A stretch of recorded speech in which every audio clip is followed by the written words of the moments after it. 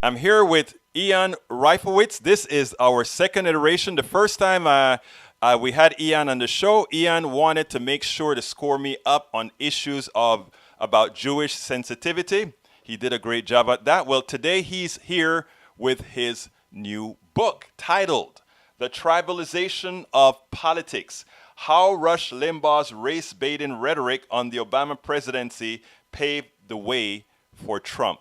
This is somebody we ought to listen to. Welcome aboard, Ian. How are you doing today, sir? I'm doing very well, Alberto. Thank you again for having me on. It really is always a pleasure to talk to you, both on and off camera. Absolutely, my friend. Anyhow, before we get started, I want to know what was in your psyche that caused you to write a book like this. First of all, let me tell you, it so well details the not only the marginalization, but the path to Trump based on what the right did. So tell me about how you decided to come about this book. Well, I'll give you the brief path, which is that initially I had the idea of writing about Limbaugh's rhetoric on Obama. I had written my last book, Obama's America, which was looking at Obama's conception of national identity, which was very inclusive and unifying. But I had a section on critics of Obama who, let's say, did not like Obama's inclusiveness, let's say, and also didn't like the kinds of demographic changes that were coming in the country. And one of those critics I focused on was Limbaugh. So a few years after that, in 2015, I was thinking about doing another book, and this time I figured I'd look at it from the dark side, so to speak. So I started out planning on essentially doing a comprehensive look at Limbaugh's rhetoric on Obama. And as I was doing the research, Trump emerged. He wasn't really there when I had started. And by the time the book was finished, Trump had been elected. Actually, by the time the research was finished, Trump had been elected. And by the time the writing was done, we were into the Trump presidency. And I could see connections even more clearly than that, that Limbaugh's rhetoric on Obama, his attempt to scare white people about the black president, but also about demographic change, about immigration, cultural change more broadly, to really play and prey on white anxiety, that this was exactly the thing that Trump was doing, that he took it from talk radio, and also to some degree, it was the kind of thing he'd done his whole public life, going back to the Central Park Five in New York City, the five young men, some African-American, I believe, and some Latino, who were falsely accused of a brutal rape. Trump has been doing this for a long time as well. So he and Limbaugh have been at this for decades. Limbaugh's rhetoric on Obama, however, really connects with this white anxiety. I like the way you broke down the book specifically with your table of contents. Blackening the radical secret Muslim president. What exactly did that mean, and how did that actually work? Right. Obviously, that's a little bit tongue-in-cheek. So Limbaugh wants to make sure that white Americans don't see Obama the way Obama wanted to present himself. Right? Obama wanted to present himself, and I believe was presenting this accurately, was presenting himself as somebody who was operating from the interests of America as a whole, from all the interests of all Americans, even as he's working to correct injustices. He's not positioning himself as a president for Black Americans only. Well, Limbaugh, it's in his interest and in the interest of conservatives to paint Obama as the president of Black Americans only, so that everybody who is not Black, or at least not a person of color, will look at Obama as somebody who's against their interests, right? It's a way of dividing the progressive coalition and or even turning independents or moderate conservatives against Obama. So he wants to, quote unquote, blacken him, paint him as a Black radical. And then the other side, or another side of that, was painting him as a Muslim in some way, or raising questions about him perhaps being a secret Muslim. I've got countless examples in the book of Limbaugh talking about how Obama, whether it's his background or the way he talks about Islam in the present day, simply the fact that he doesn't, condemn Islam every day, 5 times a day, so to speak, that's enough in Limbaugh's mind for him to be seen as a secret Muslim. He talked about the fact that Obama mentioned that the call to prayer in Islam was one of the prettiest sounds he'd ever heard in his life. A nice, positive comment that a president might make in order to improve America's standing with the Islamic world. Limbaugh says, "Oh, here, there's another example of Obama being a secret Muslim," and he always defends Islam, but he never defends Christianity. This is another one of Limbaugh's themes. We could go on and on. So he tries to blacken him by painting him as essentially a clone of, I guess, Angela Davis or Malcolm X. And then Malcolm X also connects to the Islam piece. I wasn't thinking along those lines, but yes, he tries to paint him as some kind of Muslim radical, or at least sympathetic to Muslim radicals. All of this is to alienate as many people as possible, but in particular, white Christian Americans. And then, isn't it true that he was trying to use the liberation theology from Jeremiah Wright in that realm as well? Absolutely. That's another great example, right? And Jeremiah Wright is probably the one person who comes up most often for Limbaugh when talking about Obama. And this is one of the things he does with his audience. So he draws these characters, and they really are, in a sense, fictionalized characters. Caricatures. Right? Caricatures, yeah. So that he can just throw out a name and they know exactly what he's talking about. It's almost like listening to a soap opera. You know the characters. So he's taught, for example, after talking about Wright and Obama enough times, he can bring Wright up in any other conversation. He can just say, when talking about foreign policy, "Oh, and the chickens are coming home to roost." And his audience knows that that's a quote from Jeremiah Wright. And it's another way to remind them that Obama's a radical when it comes to foreign policy. Absolutely. So now, inventing the anti-American president, I found that intriguing because here is one of the presidents that most embodied what the intent, not the intent, but the hope of what America could be. And he says, "This is who I am." And he turns that into he's anti-American. That's right. Well, what Limbaugh does, and he does this in a subtle sort of way, he defines America as white America. He doesn't use that term directly, but he talks about traditional America and the America of the founders, and America as exceptional, and it puts a particular version of America as America, and anybody who criticizes that as anti-American. So that's one. There's a rhetorical aspect to it. By talking about America's problems or whether it's issues of slavery or discrimination, or by raising those issues, you're talking down America. Then in terms of the world and the global situation in foreign policy, he's one of the people who talked about Obama as constantly apologizing for America. He goes on an apology tour, as opposed to saying that, for example, as opposed to ignoring the American role in overthrowing the elected government of Iran under Mossadegh in 1953.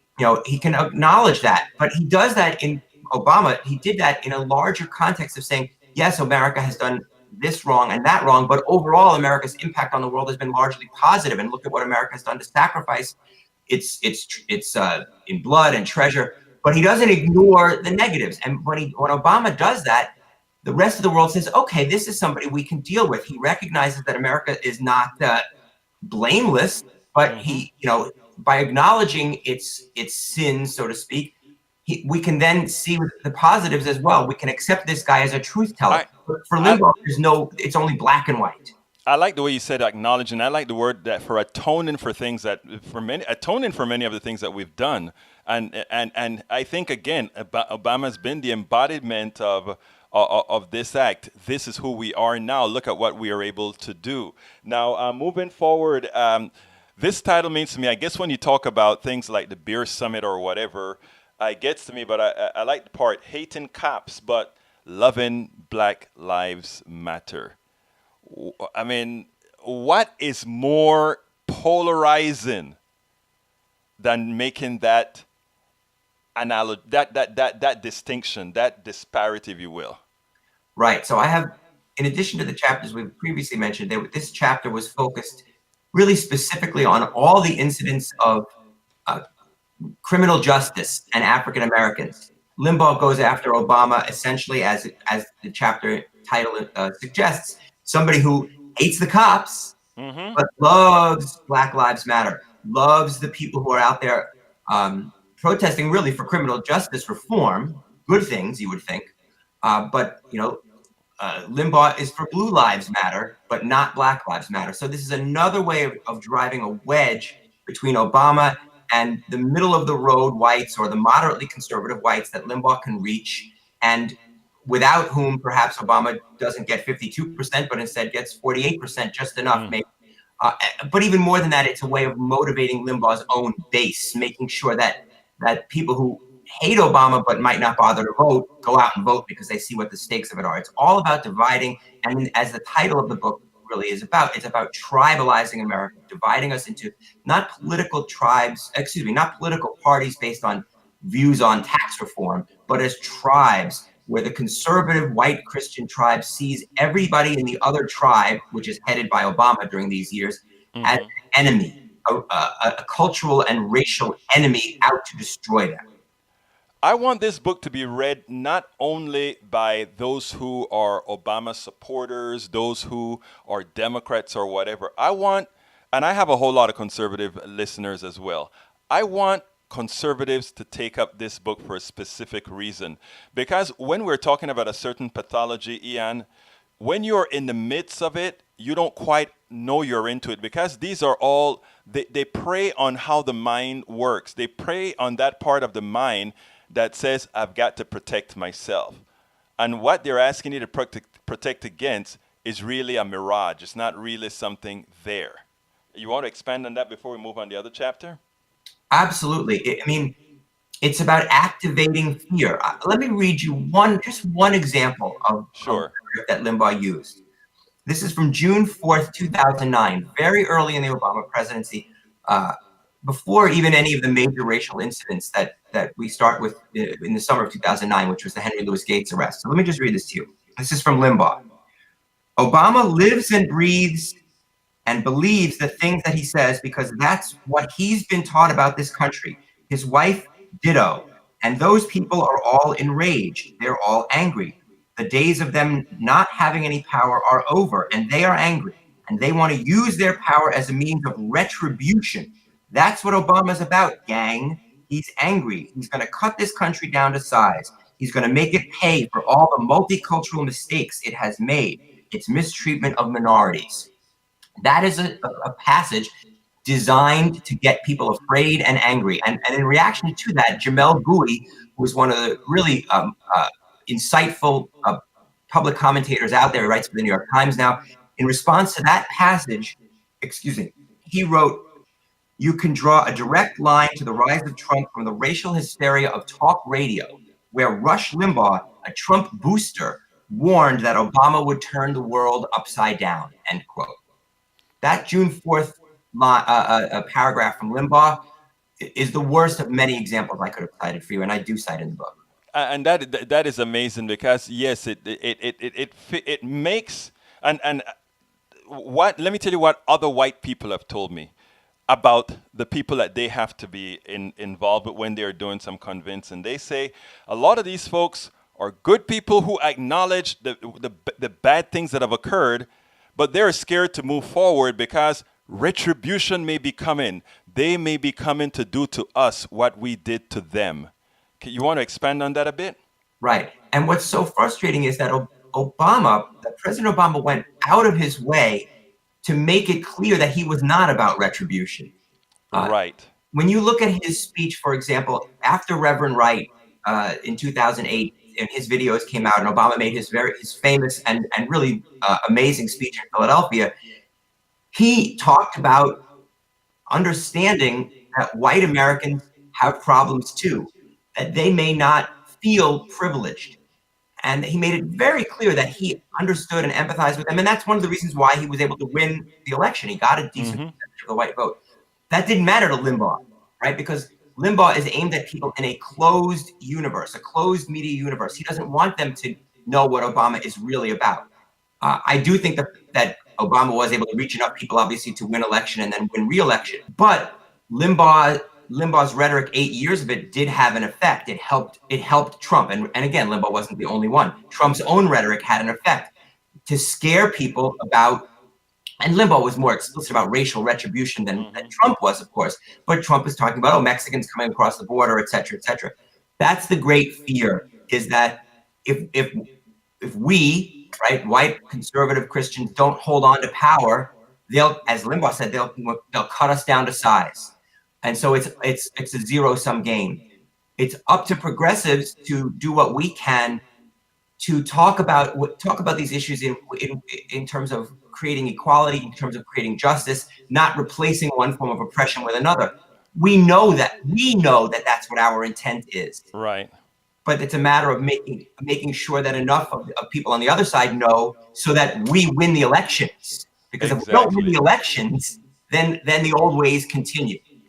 Absolutely. So that's a profound statement. We have to let folks know, one, it's not zero-sum game. Two, that it's not we want to replace, is we all want to partake of. Obama, the apologizer and the appeaser. Is that... go for it. Well, we talked about a little bit already. It connects to the anti-American president. This is a foreign policy focused chapter where I looked at Limbaugh's rhetoric about Obama, and a lot of these things tie together: being supportive of Muslim regimes around the world, of being anti-American in terms of not supporting American strength in military terms. Again, apologizing for America. So the earlier chapter, was more domestic anti-American. This is foreign policy. I found it ironic that somehow many on the right attempted to use that word reparations. He's coming for reparations. He's coming to take what is yours. Remember, you worked hard for it. You weren't responsible for what happened to them. He's coming to take it away from you. Reparations. Ironically, while there are many who are for reparations, I don't once recall Obama during his presidency even using the word. But who am I? Right. You are someone who is correct. That's who you are. Well, I should say, actually, let me get... Obama did mention reparations, but only to argue that it was not an appropriate policy for the United States right now. So, and I assume that's what you meant. Mm-hmm. I have a section about Limbaugh talking about reparations. He brought up reparations all the time when it came to the Obama presidency on issues that had nothing to do with reparations specifically. In criticizing Obamacare, the Affordable Care Act, he said this is going to be another form of reparations, because presumably, the healthcare bureaucrats that Obama was going to hire would favor Black people in terms of getting healthcare over white people. I mean, Limbaugh said this. Yes. At one point, he even said Obama's entire economic program is reparations. Now, the only thing you could say is that progressive economic policies generally aim to help those below the median income line, or at the middle or below. And yes, they are disproportionately African American, Latino, Native American. Although overall, still the majority of people below the poverty line are white, because the population is overwhelming, about 2/3 white in America. Anyway, the point is to go from saying that those policies that are going to help people of color a bit more just because they're at below the median, in large part because of past discrimination, to say that that is the same as racial reparations is ludicrous. Racial reparations, as at least his audience understands it, and he wants his audience to understand it, would mean every white person writes a check that goes directly to Michael Jordan and Oprah Winfrey, and maybe support Black people too. Right? Did I say Michael Jackson? I meant Michael Jordan. Michael Jackson. I know you. I know. My condolences to the Jackson family. I know that is funny, but okay, let's finish off with the because what I want at the end is a conclusion from you, because I think the issue of the most important part of this book is conclusion, and also what progressives need to do to mitigate the damage that was done by these guys. But let's first talk about how the immigration issue itself, how are they able to carterize that into what it has turned into? Right. We know that Trump announced his candidacy by talking about Mexican rapists, and immigration remains at the core of Trump's rhetoric, and everything else connects to it. His very most recent tariff threat against Mexico is based on them somehow doing more to control the flow of immigrants, undocumented people coming across the border. This is the core of it. It's about cultural change. It's about demographic change. They talk about crime, even though we know that from statistics that undocumented immigrants commit crimes at a lower rate than the native born, and that having more undocumented immigrants in a town or city or county actually brings the crime rate down. But that's, facts, and facts don't matter to people who are interested in fear. but it is also about cultural change. Limbaugh used rhetoric that mirrored Trump, that presaged Trump. We also saw rhetoric, we see rhetoric like this from Tucker Carlson and other white nationalists on Fox. The example that I would like to bring up here, towards the end of Obama's presidency, there was a woman named Kate Steinle, who tragically, unfortunately, was killed. The bullet that killed her was fired by an undocumented immigrant who had a criminal record, who had been deported a few times and came back. He was ultimately found actually not guilty of murder. The evidence was that the bullet was fired accidentally. But that aside, Limbaugh and Trump both attacked Obama and the Democrats on this poor woman's murder. Limbaugh connected all of the race-baiting dots on this murder. So let me just read you a couple of short sections here. July 1st, 2015, just after Trump announced his campaign, this is when Kate Steinle was murdered. On July 7th, Limbaugh talked about the fact that Kate Steinle's name would, quote, never be as well known as Trayvon Martin's, end quote. And talked about the fact that President Obama would never deliver a eulogy at her funeral, implying incorrectly that Obama had delivered the eulogy at Trayvon Martin's funeral. Exactly. And connecting this back to the Black Lives Matter conversation, Limbaugh hammered Obama over and over and over again about having said that, oh, if I had had a son, he might have looked like Trayvon. To Limbaugh, this was Obama, again, as some kind of Black Lives Matter anti-white activist. So he's tying all of these things together. Obama doesn't care about the white woman murdered by the undocumented immigrant, but he cares about Trayvon Martin. This insidious network of white anxiety provocations is the kind of thing that he does to connect these issues connect the dots across these issues. And on Kate Steinle, he also talked about connecting these all together, that Obama hated America and wanted to alter its quote-unquote composition in order to quote-unquote change the face of the country, end quote. So this is also about demographic change. Mm-hmm. And he brought up the chickens coming home to roost, which again is Reverend Wright, right? Mm-hmm. All they keep coming back. He lays the groundwork by talking about Reverend Wright and Trayvon Martin years earlier. Then when Kate Steinle comes up, he can throw those things back at his audience, and it just cements in their mind, boy, Obama really doesn't like us. He likes them. And that lays the groundwork for Trump to come along and talk about a lot of these same issues. Trump hammered the issue of Kate Steinle's murder on the campaign trail, and you can see the synergy between Limbaugh and Trump. And that's how you elect somebody like Donald Trump. Well, I think, first of all, folks, we're talking about the book, The Tribalization of Politics, by Ian Reifowitz. And let me just say, let me say something, because there are two parts to this book, as I see, the very small part and then the big part that gives all the illustrative examples, etc. But I think there is enough power in this book where maybe you should have had two. And the second one is, where do we go from here? And how do we un-tribalize American politics? So for 2020, how do we get enough on-tribalization to make a difference? And to because, look, I think, first of all, I think very few people agree with me here, but I think Donald Trump is on a path to win. I think if we do the right things, just short of what I think we need to do, we can pull off a marginal win. But what I would hope for us to be going for is not a marginal win, but a blowout, because the things that we have to recover from and the things that we have to do require that we break the tribalization spine so that we can actually start accomplishing things, because things continue to degrade. The student loans, the student debt, the disparity in incomes, all these things are cumulative. We have to start the retraction, and to do that, we have to start with people. We have to untribalize people again. Ian, how do we do it? It's not going to be easy, but I agree with you that this has to be the goal. The definition of America that Trump has put forth cannot stand.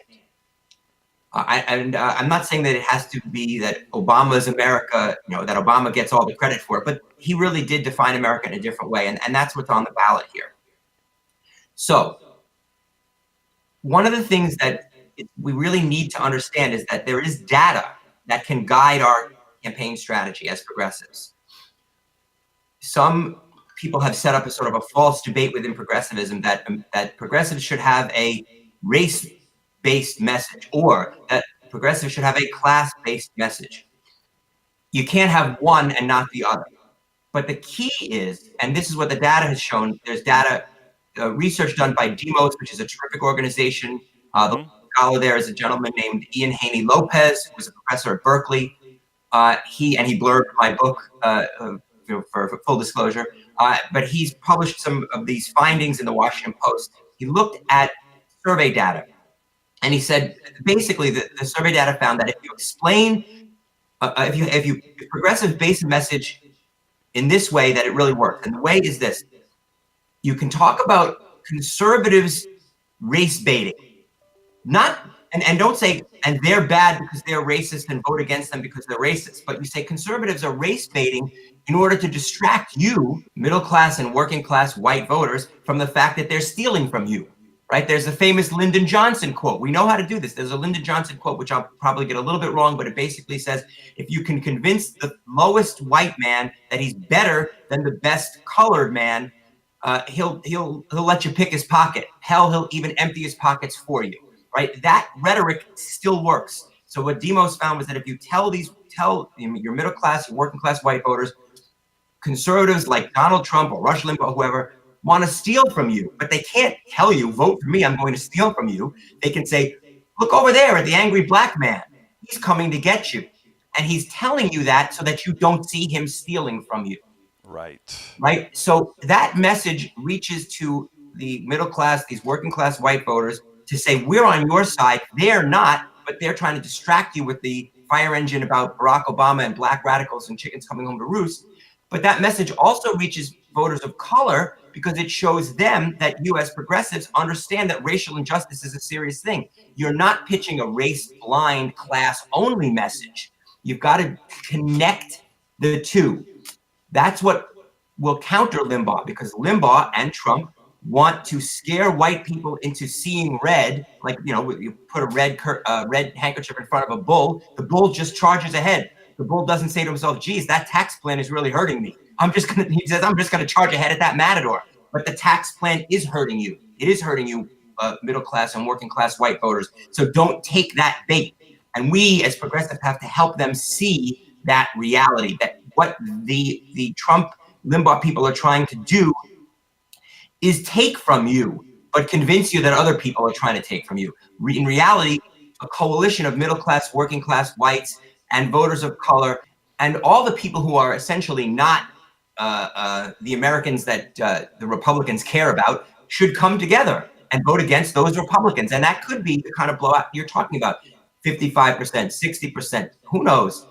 If you could really get a coalition of the people who are disadvantaged, I don't mean disadvantaged in America, but disadvantaged by Republican policies, harmed by Republican policies. And then you can add to that the people who maybe are a little bit better off, but who have progressive political beliefs. You could combine all those groups. Maybe you've got a solid majority, enough to break that spine that you were talking about. That's my goal, and that's the message in the conclusion of my book. Ian Reifowitz, The Tribalization of Politics. Folks, this is the book to get. I enjoyed it. Ian, I thank you for being with here. You have any closing remarks before we go? I want to thank you for having me on and for giving me the chance to talk about the book. People can also follow me on Twitter at Ian Reifowitz, and you can see my writing at Daily Post as well, where I have Sunday posts, usually around an hour or two before or after Mr. Willie's posts, and we often feed off each other in terms of our ideas. It was my pleasure to have you here, Ian. Thank you very much for writing a great book, and a book that's not made for just progressives, a book that's made for everybody. So folks, if you want a good read, if you want a read where you will learn something, please go ahead and get you a copy of The Tribalization of Politics, How Rush Limbaugh's Race-Baiting Rhetoric of the Obama Presidency Paved the Way for Trump. Ian, thank you so kindly. You have a wonderful day, my friend. You too. Thanks, Egberto. friends. Please click the button here and subscribe to the channel. That is how we get the message out.